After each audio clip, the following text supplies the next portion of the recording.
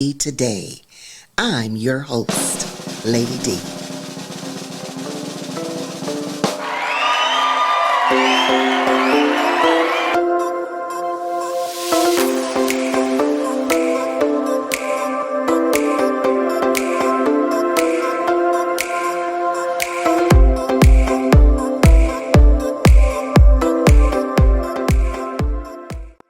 Join us every Thursday at 4 p.m. for another breakthrough conversation. Be a guest on our show, 216-571-2235. Well, good afternoon with what's going on today with Lady D. And I'm your host, Lady D. We are here live at 7100 Euclid Avenue at the KAZ Radio TV Network. And today we have a special guest, no other than Devon Jones. He is a licensed social worker, program manager of Case Western Reserve University School of Medicine. Welcome to the show. Thank you for having me, Lady D. It's a pleasure to be here. Yes, it's a pleasure to have you. Yes, ma'am. I had the wonderful opportunity of meeting you at a wonderful event regarding Alzheimer's disease. Unforgettable weekend. Yes, and that was truly an unforgettable weekend. Yeah. With all that live entertainment and then the play. Yeah, it was a blessing. Yes, it was. Yeah. Yes, it was. Yes, ma'am. So I would like for you to tell our listeners a little bit of something about yourself. Give us the tea on Devon. Yeah, hello, everyone. My name is Devon. It's a pleasure to be here with you all. I'm from Dayton, Ohio originally. I've been in Cleveland for about 3-4 years now. I moved here to go to graduate school at Case Western in the School of Social Work, or the Mandel School of Applied Social Sciences. I've been living here, enjoying myself. I love Cleveland. I love the lake. I'm a very passionate individual about building community power, building people power, connecting the dots, making sure that we're building a better community for tomorrow. And so that passion has led me to various different opportunities and groups. I would just say that, I'm very focused on trying to help people. And it's been a long time coming to really understand what my passion is, but more than anything, it's about making sure that I make a difference in other people's lives and hoping that someone's able to do the same for me. That is truly amazing because we all are gifted. Yes, ma'am. And we just have to find out what we're good at. That's right. And I think when it's something that you really love what you're doing, why not let that be your work? That's right. Why not let your light shine, right? That's right. Shine the light. So let's talk about, speaking of shining the light, how are you shining the light today in our community?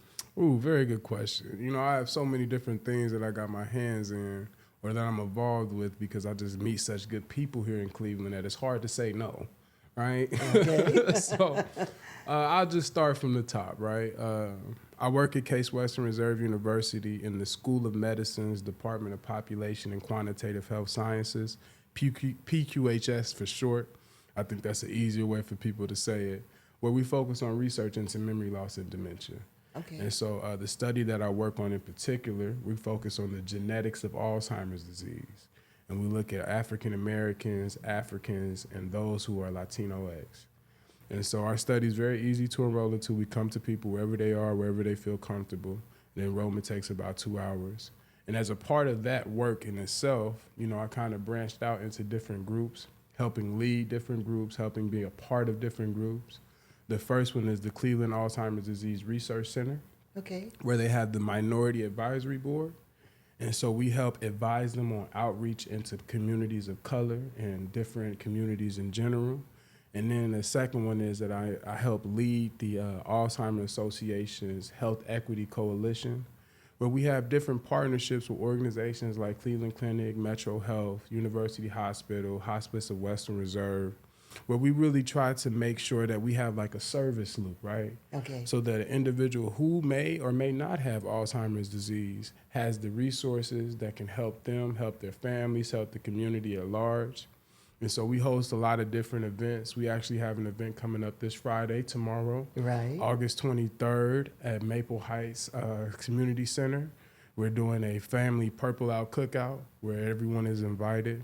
And so we're doing work like that. Thirdly, I am the president of the Phoebe Foundation's Advisory Council.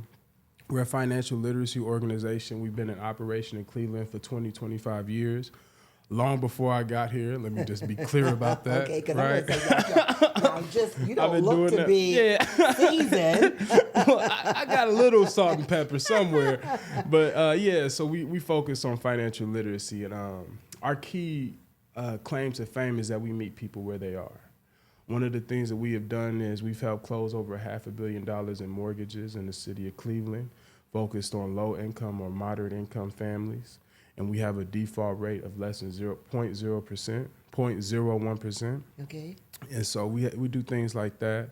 And last but not least, I work with the Cleveland Observer. I am a board member of the Cleveland Observer, where we are a local paper designed and focused on health, education, literacy, and community building. And so I do a couple of different things, focused around, I say building power. Okay. I look at all of these different groups like Phoebe Foundation, like if you don't got your money right, not a lot of other things are going to be right. I look at the Cleveland Observer, like if we don't control the media and the way that we tell our story, are we really building power, right? The narrative is essential. And then all of the work with Alzheimer's and dementia, I have a passion with older adults. I have a focus on older adults because, number one, I believe we have to bridge that gap, that intergenerational gap that is within the Black community specifically, but across our country in general. One of the things I've noticed is that we could look at things politically just for a moment. A lot of the views that our older adults have are diverging from the views that we have for younger adults. And I believe that gap is bridged through understanding each other's plights and actually being a service to each other. Right. We don't begin to make real progress in our communities until we connect those dots, right? And so those are just a couple of things. I know I probably spoke a little too long. Oh, no. That's just more than a couple of things. I'm telling you, how do you toggle all of this that you do? Prayer and fasting. I would say, when I was back in Dayton, I took a gap year. I graduated from Hiram College. I was a double major, double minor. I was a president of 2 different school clubs. One of them, the Religious Studies Club. The other was a fraternity on campus. And one of the things I noticed when I went back home, I worked probably 12 jobs during my gap year. I started my income at like $9.25 and ended at $12.50. Wow. And so, me moving to Cleveland, it was a Hail Mary, but it was also a call to purpose. And so when I arrived here, I kind of hit my feet on the ground running. My first internship here was Neighborhood Connections, where I had examples of people who were working on a consistent basis, regardless of certain things, personal situations, they were still committed to the purpose. Individuals like Julian Kahn, Erica Brown, Thomas O'Brien, all of these people were examples. And I'm not saying they have per se the healthiest work ethics, but one thing for sure is they were committed to the people that they served and the communities they lived in. And so, I toggle all of these things by looking at those examples of people who came before me. And, I asked them for advice on how to manage certain things, how to remain balanced in this approach, and they've been really helpful. And so I will say that it's a day-to-day thing, number one. And number two, I'm really a results-driven person. It's essential that I see the efficacy of my work. And so sometimes I find myself in places where you have to be more patient. And I think that that's God's way of showing me what to work on. And so I think that, it's been a day-to-day thing. And I'm just so blessed to be here in this position. I could be anywhere. Right. I could be in any situation where either more fortunate or less fortunate, but I think he has me here for a specific reason. Excellent. I agree with you on that because that is one of my daily prayers. I always ask God to let me make a difference. That's right. In someone's life today. Mm-hmm. Let me be a blessing to many as many are a blessing to me. That's right. That's because this is a give and receive. That's right. And my work does not go out in vain. That's right. Because I believe that by me being able to have a voice and being blessed to be here in this studio and have someone as wonderful as Apostle Pastor Larry James, he is him himself has been great motivation to me. That's right. So when I look and feel a little certain kind of way because certain things all the time may not be, Yeah, we have so much to be thankful that's for, right. you know? That's right. And so take nothing for granted Yeah, because really all we have is that's right. right That's now, right. today. That's right. Today, to make a difference. That's right. We have to take advantage of it. You're right. Yes, You're yes, so right. yes. So let's talk about how important getting this information out in our communities about this Alzheimer's disease. Oh yeah. So let me just first start from the top. I'm so used to talking about this that sometimes I feel like I feel unauthentic. And so let me be very clear. Number one, Alzheimer's disease, African Americans are twice as likely to get it, to develop it, and to die from it. We don't talk about these things in our community because I think that there is kind of a negative look on being vulnerable and talking about how our minds are infected by our environment, our lifestyle. But we know for a fact that if we are twice as likely to get it, we need to do something about that. And so one of the things I think about when I talk about Alzheimer's and dementia, there's a word called epigenetics, right? Yes. This term, it refers to the struggles and experiences of the generations before you alter your genetic line. It alters the way that you exist, alters the way that you mature in the womb, that you come to birth. It alters how your environment is around you. And so we see that so many different conditions like diabetes, heart disease, they say that they're genetic, right? But why is it that African Americans are twice as likely to have that? Because because the way that our experiences have shaped our genetics, right? It's not only bad things that have come through our genetics. Let me be very clear. We are a very resilient people. We're very smart. We're very wise. But we also have certain struggles that we inherited from generations before us based off of environment, based off of lifestyle, based off of certain things. And so with Alzheimer's disease, I think it's essential that people learn about it because if we don't talk about it now, we'll have another generation that's twice as likely to get it. Then another generation that's twice as likely to get it. And, you know, I think that the federal government is pouring a lot of money into research into Alzheimer's and dementia. It's essential that we are a part of that research because these are the drugs that they make. And if we're not a part of that research, we don't know how it will affect our genetic line. Right. We don't understand how it affects our genealogy, right? Our biological structures. And we're all humans, but there's certain mundane differences that can mean life or death situations depending on the medication or the intervention. Right. So I think it's essential that we as a people take part in research, that we inform ourselves, that we arm ourselves with the newest state-of-the-art technology and interventions, whether it's medication or not, to address this condition because our people are suffering in silence and we rather not talk about it, and I don't like that. Well, you know, I think it also may go back to, I know when I was coming along, whatever went on in your household stayed in your household. That's right. It was not to be discussed outside those doors. And so now, so much is on the rampant that we need to have those discussions and know that it's okay because that's a big responsibility and we need to know how to come together as a family unit and not put all the pressure on the little sister or the big brother or the one who's got all the money. That's right. You know, we have to come together and bind that up. You know, other countries, they don't even put their seniors into nursing homes. You know, I often...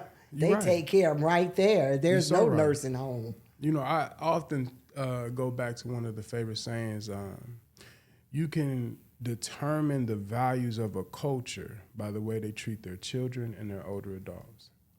And I think that, you know, us as a people, we have so many challenges with resources, education, what may have you. But that has not stopped us from becoming one of the most educated people in this country. Right. So we can't necessarily say that this is from a lack of knowledge. Right. I think that a lot of people kind of shy away from acknowledging Alzheimer's disease, memory loss, and things of that nature because they don't want to see their people change. They don't want to see their loved ones change. They don't want to see the landscape or the day-to-day things that they do change. But we have to be accountable. Nothing good lasts forever. Right, And right. if we find ways to address it early enough, Yeah. the solution is not as hard to make happen, right? So now, what would be a good age for one to start getting tested and, Very good question. finding out some things? So let me first say the difference between Alzheimer's and dementia is that Alzheimer's is a type of dementia. Alzheimer's typically happens with individuals over the age of 65. Okay. That being said, there are other forms like Lewy body dementia, vascular dementia, frontal temporal dementia, and these are susceptible to people under the age of 65. Okay. And so we're seeing individuals within the Black community, right? 38 years old with early onset dementia, which is Really? typically Lewy body dementia. Okay. Another thing that we're seeing is that individuals are being diagnosed with mixed dementias, right? What is that? Mixed dementias are dementias that is a form of dementia where it's caused by different things. So Alzheimer's disease itself is caused by plaques and tangles in the brain Okay. that form on the neurons that cause them to stop acting properly. And then that causes memory loss. So Okay. Alzheimer's disease in itself, the the brain is going through biological changes 10 years before you see them have any symptoms of memory loss, right? And so when we talk about these different causes, that's what creates mixed dementias.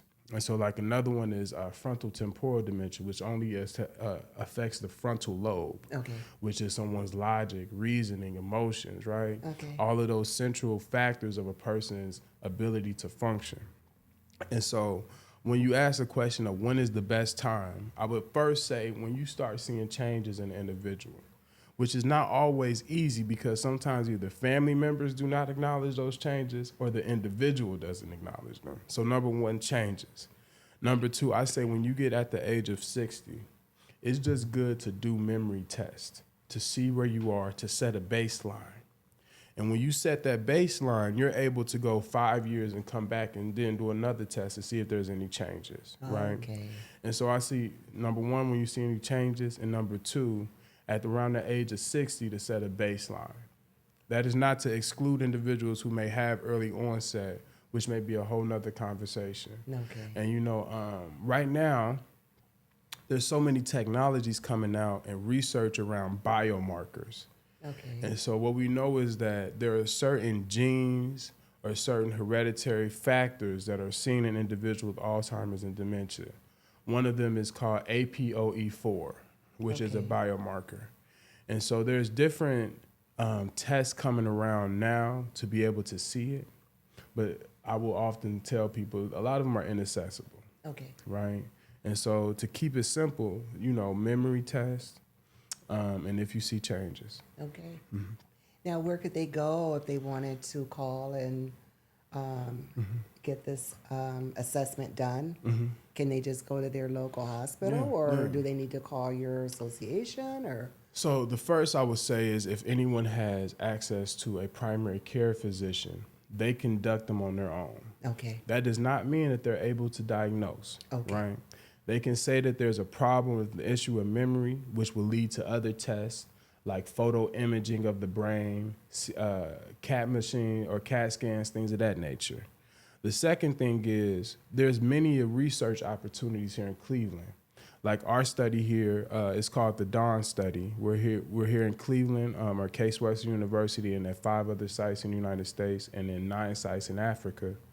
We are working on, with our IRB, getting able to send back a letter to an individual to say if they have memory loss or an issue after they go through our adjudication process. That being said, you have your primary care physician, and you also have research opportunities. I think those are the two main ways that people get assessments and learn where they are or where they're not. Yes, ma'am. awesome. So I want to ask you, because you are just wearing so many hats, and how did you know that this is what you wanted to do? Few are called, even less are chosen. Let me just say that. Number one, I don't mean to be cynical when I say this. No. I've seen people who are in this space not do it justice. Okay. And that sets a precedent and example of what not to be. Okay. And so when I've ever found myself not being effective or not being helpful in a space, I leave it. Okay. And so I'm in spaces now and I work in spaces where I know that I'm making a difference. Yeah. And that's what keeps me there. I think that so interesting. I talk to a lot of these people I work with in these different groups. They're my mentors as well. And so not only do I work with them, they also correct me. And so, it's been an honor. So, how important is healthy eating Oh, man. I mean, we know we always talk about healthy eating, Yeah. but how does this have an effect on preventing you or slowing down the process of Yeah. dementia or Alzheimer's? So let me first talk about the risk factors, Okay. and then we could talk about healthy eating. So with Alzheimer's disease in particular, there are 4 main risk factors. Number 1, age. It is not a normal part of the aging process, but the older you get, the higher risk you are for developing Alzheimer's disease. Okay. Number 2, genetics, right? Okay. We know that there's family history and there's a hereditary nature to Alzheimer's disease. Number 3 is environmental factors, right? What is a person's access to fresh air, fresh water, fresh groceries, medical care, education? Right. All of those key social determinants of health. And then the last one is lifestyle choices. What does that person eat? Does that person work out? Does that person read, right? All of those key questions. And so when we talk about healthy eating, this is the first form of medication that you ever have access to. You are your first doctor. And if we're not properly taught on how to nourish our bodies, that puts us at risk for so many different conditions and diseases. As you know, one of my goals is to create a weight loss podcast. And the reason why I think it's so essential is because we don't talk about the bare things about how to eat healthy. We don't talk about the easy ways of making a healthy lifestyle. People see examples of like the keto diet or the 3-hour diet and think they have to do some extreme change. Right. But it could be as simple as reading labels that inspires you to act differently or to think differently about food. And so food is an essential part of it. And there are certain things or certain foods that help people's memory more than others, like blueberries, Okay. dark coniferous greens like kale, collard greens, right? All of those key things, they help with mental stimulation, and they have certain vitamins that help with the functioning of the brain. And so we know that food is essential to helping someone keep their memory and also slowing memory loss down. Great, great, great. So now what can we expect to see coming from you next? Oh, man. So the first one is definitely the connecting communities to resources and opportunities. For example, I'm working with the Phoebe Foundation, and we're planning our Wealth Wellness Weekend for 2025. It'll be at Tri-Cities campus. Okay. And what we are focusing on, that intersection between finances and wellness. And so we're working to create various workshops and opportunities for individuals to get connected and to stay connected. But for me personally, the weight loss podcast is my main focus right now, because it's a personal thing that I've struggled with. The largest that I've been in my life is over 480 pounds. Okay. And I have had an up and down battle, and it often coincides with my mental state, my financial place or my financial status, right? All of these different things that kind of impact how I treat my body. And so if I feel like I am struggling with this, I cannot be alone. And so I think that that's one of my main priorities, because I think a lot of people want community. And so you at first suffer by yourself. You join a community, you all may suffer together, but at some point y'all turn a corner. And I think that that's essential. And so that's my goal right now. And then last but not least, I love ministry.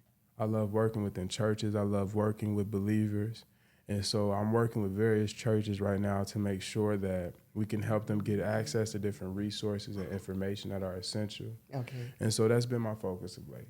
Yes, ma'am. Awesome, awesome, awesome. So we are about having solutions to the different issues, because I won't call them problems because they never get solved. That's right. Okay? That's So right. we're going to call we are handling solutions today. That's right. How can our listeners, if they need to reach out to you, or is there a contact number, or?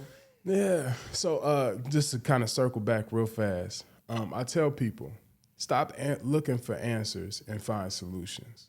We will never get to the bottom of certain problems, but that does not stop us from solving them.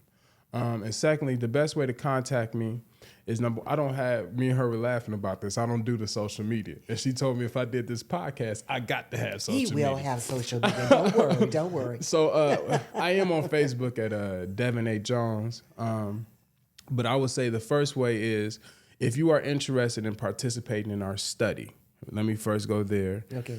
You could call our study at 216-368-0800. Once more, 216-368-0800. Now, for me personally, Devon A. Jones at Facebook, and I go back and forth between keeping my account and deleting it. But if you reach out to me, I promise I'll be there. And that's awesome. And tell our listeners about the event that's coming up tomorrow. Yes, ma'am. And the time. Yes, ma'am. So we have our Alzheimer's Association's Purple Out Family Cookout. Reverend Knuckles named it. Yes. I'm not going to mess with him. We're going to leave him alone today. But the Purple Out Family Cookout, and that is August 23rd at the Maple Heights Community Center in the city of Maple Heights, and it is from 12 to 4. We will be there with the performers, line dancing, free food. We'll be playing brain games. We'll be doing various things to connect people and to be with people. And our main goal is that it doesn't stop at the cookout. This is a fun occasion, but we understand that there is going to be times where the disease is impacting people's family, and we want this to be the introduction to this into the Alzheimer's Association. So August 23rd, Maple Heights Community Center, 12 to 4 p.m. Please come out. Awesome, awesome, awesome. Well, now that is what's going on today. So please check out the event that tomorrow afternoon. There's going to be a lot of activities, and you may learn something. Bring your family, bring your friends. That's right. And I want to make another announcement because it's right around the corner, and that's me and Lady Gilmore's Back to School Drive. That will be August 31st at Our Favorite Themes, which is located at 12730 Larchmere Avenue. So come on out, bring the children. We will have our youth entrepreneurs. They will be there selling their lemonade, the chessboards. We got something for a little bit of everybody. Come on out and support us with the Back to School Drive this year. Thank you for tuning in with What's Going On with Lady D today. I'm your host.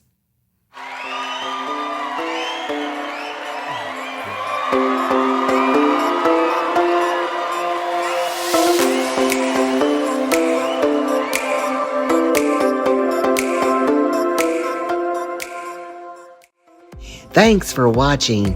Join us every Thursday, and you too can be a guest straight from KAZ Radio Podcast Studio.